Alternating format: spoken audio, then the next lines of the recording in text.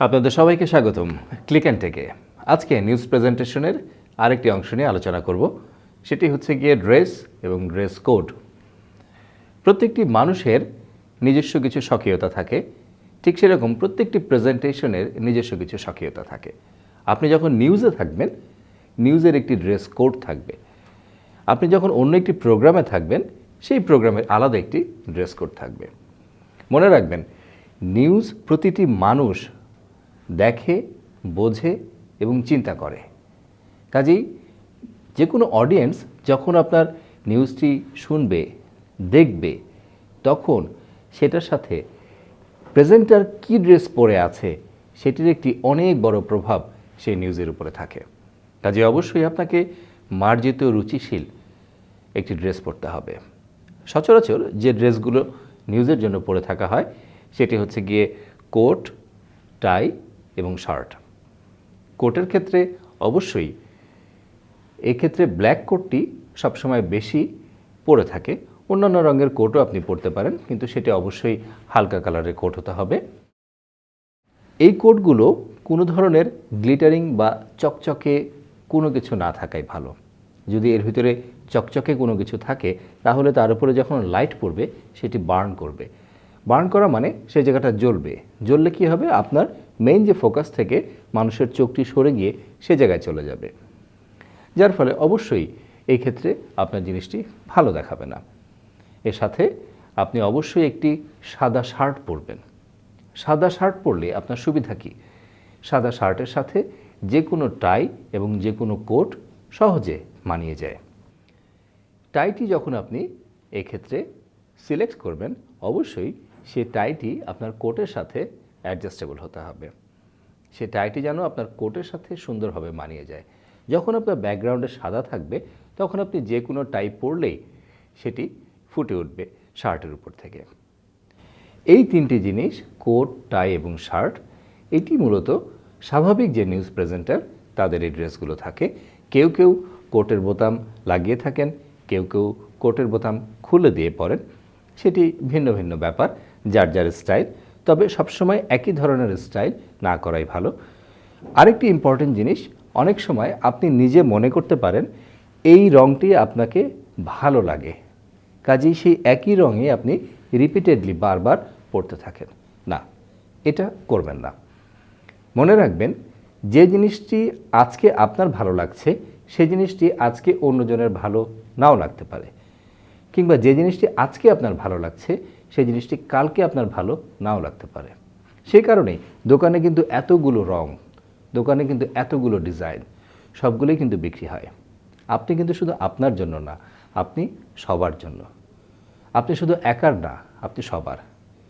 কাজেই আপনি যখন পরিবর্তন করে পড়বেন তখন একটি গ্রুপের ভালো লাগবে, আরেকটি গ্রুপের খারাপ লাগবে।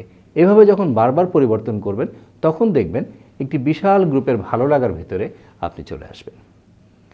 মেয়েদের ক্ষেত্রেও ঠিক তাই। মেয়েরা সুতির শাড়ি পরে থাকে, সেক্ষেত্রে মেয়েদের মেকআপটি একটু ভারী হতে হবে, কিন্তু অবশ্যই তা যেন উগ্র না হয় এবং সেটি যেন মার্জিত এবং রুচিশীল হয়। কারণ আপনি একজন মানুষের কাছে একটি খবর পৌঁছে দেবেন। সে খবরটি হতে পারে দুঃখের, সে খবরটি হতে পারে আনন্দের, সে খবরটি হতে পারে বেদনার, সে খবরটি হতে পারে যে কোনো ধরনের রাজনৈতিক খবর। কাজেই সব কিছুর সমন্বয় রেখে আপনাকে আপনার ড্রেসটি সিলেক্ট করতে হবে। এবার আসুন আরেকটি জিনিসের দিকে আমরা আলোকপাত করি, সেটি হলো চশমা। অনেকের প্রয়োজন আছে চশমা পরার। যাদের চোখে সমস্যা আছে তারা যদি চশমা না পরেন তাহলে তারা দেখতে পারেন না, সেক্ষেত্রে তারা চশমার পরিবর্তে কন্ট্যাক্ট লেন্স ব্যবহার করতে পারেন। আবার অনেকের ক্ষেত্রে চশমা একটি ফ্যাশনেবল জিনিস। আপনি ইচ্ছা করলে আপনার চেহারার পরিবর্তন কিন্তু এই চশমা দিয়ে আনতে পারেন। যেমন ধরুন, আমি এই চশমাটি পরে আছি, আমি যখন এই চশমাটি খুলে ফেলব তখন দেখুন আমার আরেক ধরনের লুক আসবে, কিন্তু যখন আমি আবার চশমাটি পরব সেটা আরেক ধরনের লুক। অবশ্যই দুটো লুকের মধ্যে পার্থক্য থাকবে। এটা ইচ্ছা করলে আপনি ব্যবহার করতে পারেন। তবে একটি অসুবিধা হচ্ছে, চশমা যখন আপনি পরবেন এই চশমার উপরে লাইটগুলো রিফ্লেক্ট করে। সেই ক্ষেত্রে অবশ্যই আপনার আলোচনা করে নিতে হবে, ক্যামেরা ক্রু যারা থাকছেন, যারা লাইট ক্রু থাকছেন, তাদের সাথে আলোচনা করে নেবেন আপনি আপনার চিনটা কতটুকু ডাউন করলে, মাথাটা কতটুকু নিচু করে রাখলে আপনার লাইটগুলো চশমার উপরে রিফ্লেক্ট করবে না। সেই জিনিসগুলো যদি আপনি সুন্দরভাবে মেনটেন করেন, আপনার মাথায় রাখেন, তাহলে এই জিনিসগুলো থেকে আপনি মুক্তি পেতে পারেন এবং খুব বেশি একটি অসুবিধা হবে না। এবার আসা যাক বিভিন্ন জাতীয় দিবস এবং আমাদের কিছু স্পেশাল ডে থাকে, সেই ডেগুলোতে আমরা কী ধরনের ড্রেস পরতে পারি। যেমন 21শে ফেব্রুয়ারি, বিজয় দিবস, ঈদ, পহেলা বৈশাখ, এই ধরনের জিনিসগুলোতে এগুলোতে আসলে কিছু কিছু ড্রেস কোড থাকে। বিভিন্ন স্টেশনে বিভিন্ন ড্রেস কোড থাকে, কখনো লাল সবুজ, কখনো সাদা কালো, কখনো আবার 3 দিন থেকে 4 দিন একটি ড্রেস কোড মেনটেন করা হয়। প্রথম দিন সবাই লাল সবুজ পরবে, দ্বিতীয় দিন গোলাপি থাকতে হবে, তৃতীয় দিন কোনো একটি জায়গায় সাদা কালো থাকতে হবে। এরকম করে বিভিন্ন স্টেশনে এক একটি কোড মেনটেন করা হয়। সেটা যদি কোনো ডেফিনেট কোনো ড্রেস কোড থাকে তাহলে সেই অনুযায়ী আপনাকে পড়তে হবে, আর তা না হলে সেই জাতীয় দিবসের স্বকীয়তা মাথায় রেখে আপনাকে নিজের মতো করে সেই দিনটিকে ফুটিয়ে তুলবার জন্য আপনার ড্রেসের সাথে সেই দিবসটি যেন সুন্দরভাবে যায় সে ধরনের ড্রেস পরতে হবে। এই ছিল আজকে ড্রেস নিয়ে আলোচনা। ধন্যবাদ আমাদের সাথে থাকবার জন্য।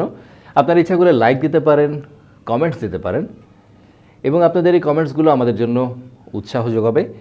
আপনারা আমাদেরকে বিভিন্ন ধরনের সাজেশনও দিতে পারেন, যার মাধ্যমে আমরা এই জিনিসগুলোকে আরও এগিয়ে নিয়ে যেতে পারবো।